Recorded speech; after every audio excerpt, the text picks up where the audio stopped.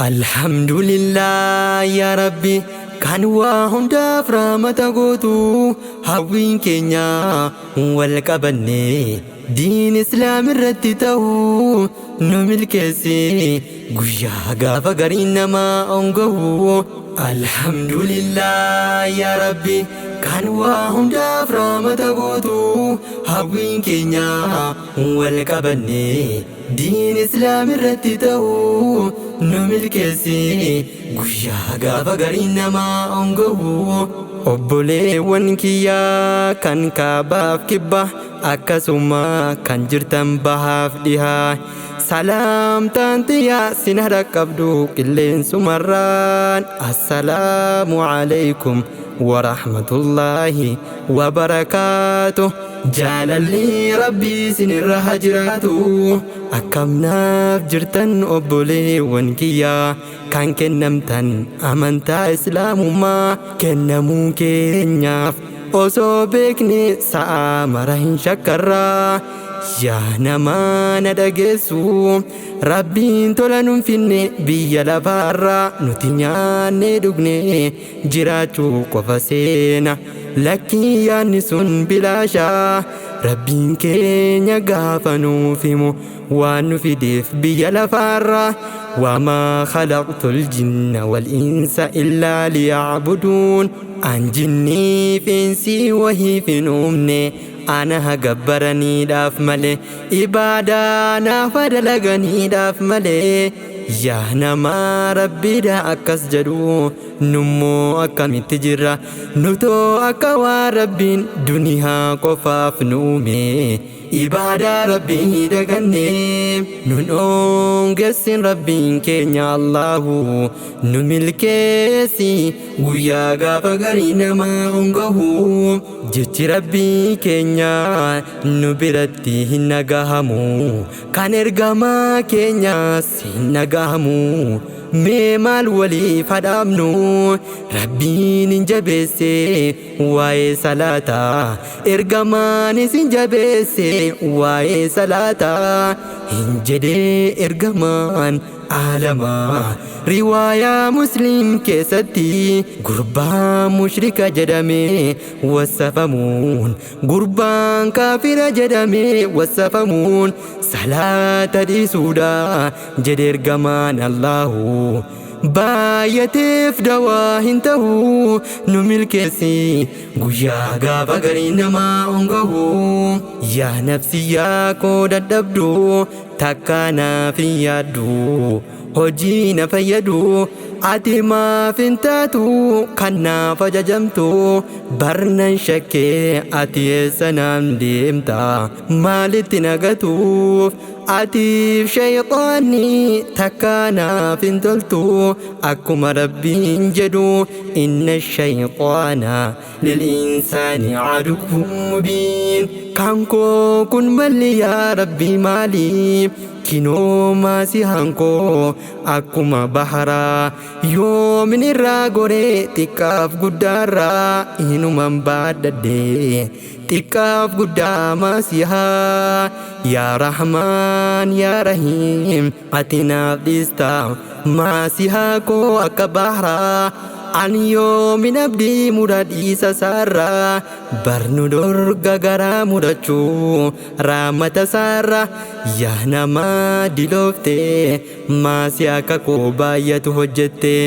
deebii gara rabbii kee ofiin shakkin toobannaa rabbiin nuuf dhiise toobaan shartii guttate rabbiin akkaan gammadaa akka nuuf odeeffametti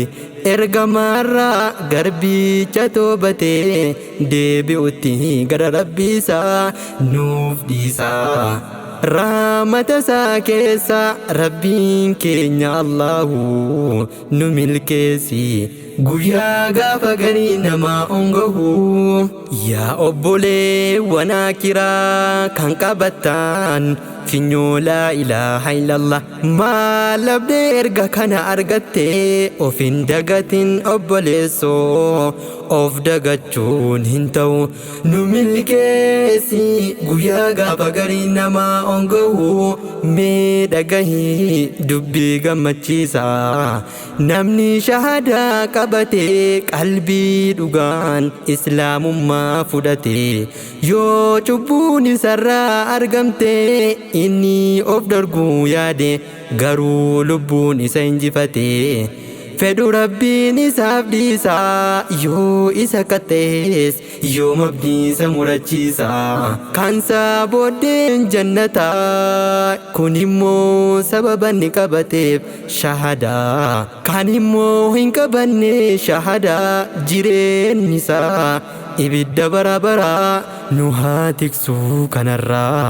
rabbiin keenya Allahu nu milkeessi guyyaa gaafa garii namaa ongahu atis dhiisii fudhu amantaa islaamummaa kan dhiiste kun namatti horaa abdii har'aaf bori argaa dhagahaa diduun of dagachuu keessaa isa gadii waa'een amantaa kanaan xiiqii dhiisii dhugaan eessa jira kana fageessi ilaalii yaa obboleettii kiyyaa kan jirtan kaabaaf kibba akkasuma kan jirtan bahaaf dhihaa ergaan siif qabaa na dhageessa jiruu duniyaatiif jecha yookaan gaa'ila jaarrachuuf jecha hin gaddisiin amantaa islaamummaa hin dhiisiin amantaa islaamummaa ofitti gaabbuurraa si hambisa amantaan islaamummaa kan gadhiistellee deebii gara islaamummaa hin yaadda'iin ofirraa bu'ii gaa'ilaafis jiruufis isa rabbiin siif qopheesseetu caala atuu hin argata umrii namaa gabaabduu jiruu gabaabduuf jecha jiruu turtuu atuu osoof beektee of hin nabsiiftu namni akiraa deemee as deebi'e takka hin jiraanne har'aa islaamummaa dhiiste bor akka hin gaabbine ibiddi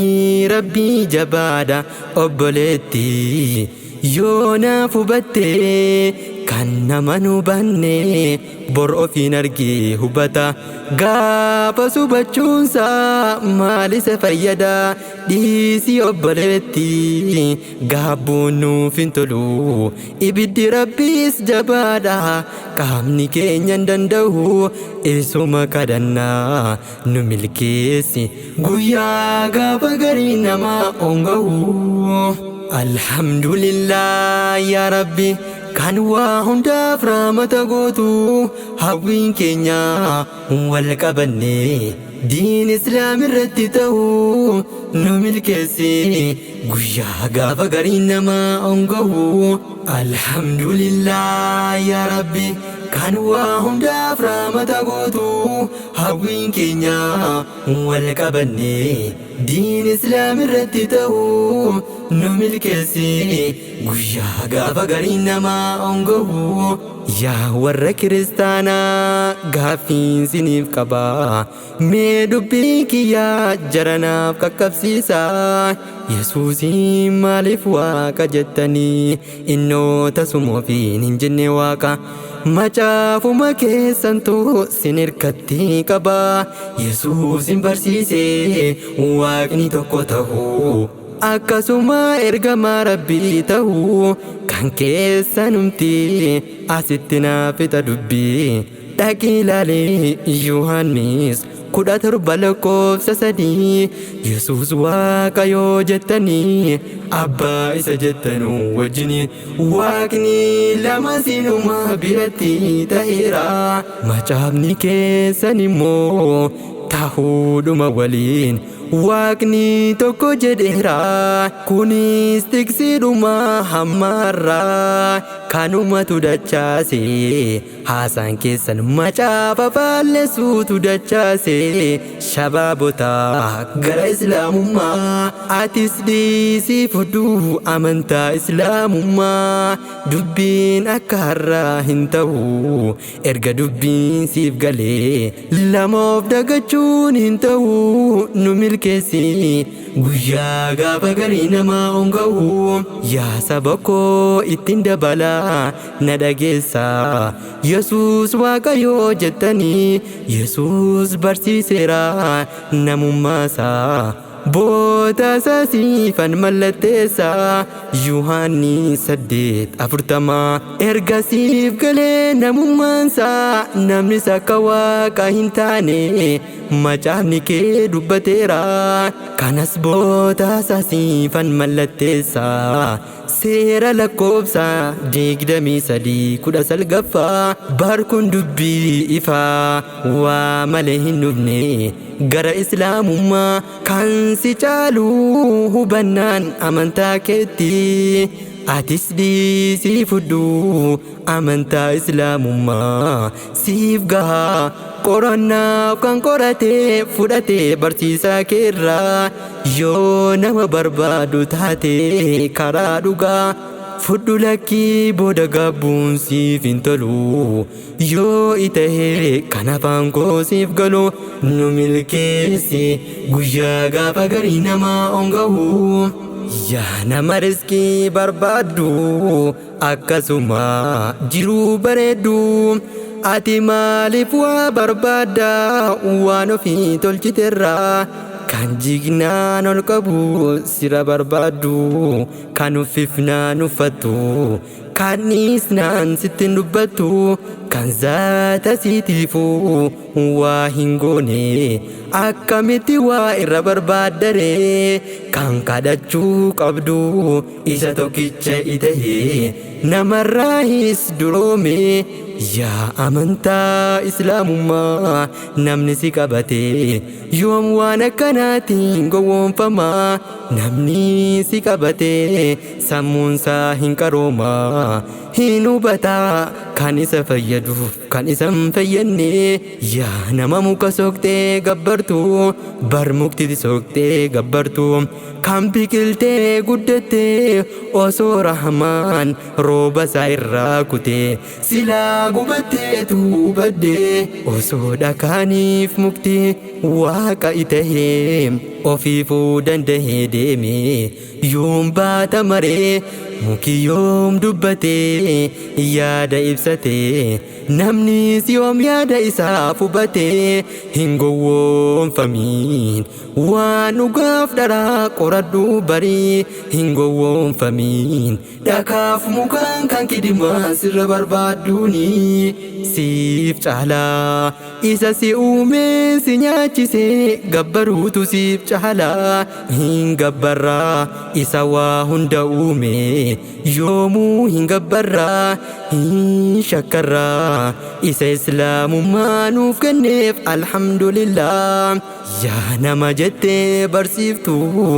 Yesuus waaqa guutuu akkasuma nama guutuu kun jecha keeti moo Yesuustu barsiise erganni akkas ofiin hin jenne meedhiisii dubbii ummata keenyaaf hin tolle meedhiisii dubbii macaafa keessa hin jirre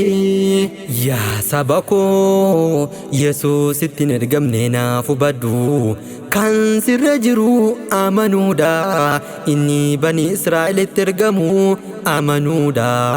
kan sitti ergame caala nama nabi Muhammaditti takka hin dubbanne fakkeenyaaf Yesuus saba Oromoo akkasuma saba Amaaraa ittiin ergames takka hin jenne hin jirraaf hin jirru inni durumaan hin barre ummanni keenya osoo dhagahu maa gowwoomfamaree yaa namaa eessumaan argadha nama fahamaa yaa namaa ati maaf hin taane hubataa namaa yaa namaa sin fedhu kan hin beekne ta'uu ofii namaa yaa namaa sin fedha kan beektu ta'uu ofii namaa yaa namaa rabbiin ergeera nabi Muhammadiin hunda waan waamamutti namummaan dubbiin amantaa aqliin miti dhaqii ilaalii ragaasaa suuraa arfaffaa aayaa 79 adda hin baafne sabaan biyyaan hin qoonne ta'uu qofa laalee namaa hin argamne hin argamuus hundatti ergamuuf ergamaan akka Muhammad akkanaan wantaan Yesuus saba hundaaf hin ergamne siin jedheef sittin himaa na dhageessaa isatu dubbate akka ergame saba Israa'el qofatti dhaqii ilaalii Maatiyos 15:24 yaa namaa inni sittin argamne barii silas nama waa hubatutti waa himanii amantaan keenya amantaa dhugaa innis amantaa islaamummaa kan ragaan qabne silas amantaa miti keenya ragaa qaba dhaqii ilaaladhu quraana isaa suuraa 5 aayaa 3 yaa warra kiristaanaa ofiin jettanii baruun barbaade amantaan keessan maali erga waliin jettanii waan jettanii ragaammoo itti qabdanii kan kun amantaadha jedhu siniif erga ragaa itti siif hin argini dhiis waa'in amantaa aqliin miti elaa saba kiyyaa dhagaa argaa diduun borsiif hin tolu maaloo kottu walumaan milkoofnaa qabannee amantaa islaamummaa yaa rabbii naaf kenniifi carraa amantaa islaamummaa kan fudhatee gammadallee irratti nuuf sabachiisi obboleewwan keenya kan qabatan amantaa islaamummaa hin dubbatan jecha mi'aawaa ati feetu naan jedhi beekamtiif jecha islaamawaa feetus naan jedhi duniyaaf jecha islaamawaa kun nan deebisu amantii ifaarraa gara dukkanaa isin garee warra shahaadaa jabaadha daawaa keessanitti nuuf fufaa laffaatii keessan rabbumatu isiniif herregaay baay'eetu nuuf dhufee sababa daawaa keessan dukkanarraa gara ifaa inshaallah nuuf dhufaa aalii keenyarraa gara islaamummaa kan hin qabanne amantaa islaamummaa alhamdulillah yaa rabbi kan waa hundaaf rahmata gootu hawwiin keenya wal qabanne diin islaam irratti ta'u nu milkeessi guyyaa gaafa gariin namaa ongahu yaa obbolaa keenya kan jirtan alaaf biyya keessa ergama wal yaadachiifna almuslimu akhul muslim muslimni muslimaaf obboleessaa wal jaallataa rahmata waliif godha rakkina waliif hin jaallatu rakkoo walii qoodatu tuqamullee waliif obsanii wal gorfatu takkaa hin dabarfatanuu jecha ergamaarraa bor rabbii maal jennaa sodaatu nu haa taasisu muslima akkasii nu milkeessi guyyaa gaafa garii namaa onga'u beekaa muslimaa hin wassafee muslima jiraan saba kamuu keessaa akkasuma biyya kamuu keessaa jarrii walirraa fagaatanuus waliif akka ijaaf harkaa ijji dhukkubsatu harkatu mimmaan irraa haqa harki dhukkubsatu ijatu mimmaan dhangalaasa muslimni akkinni wal jaallatu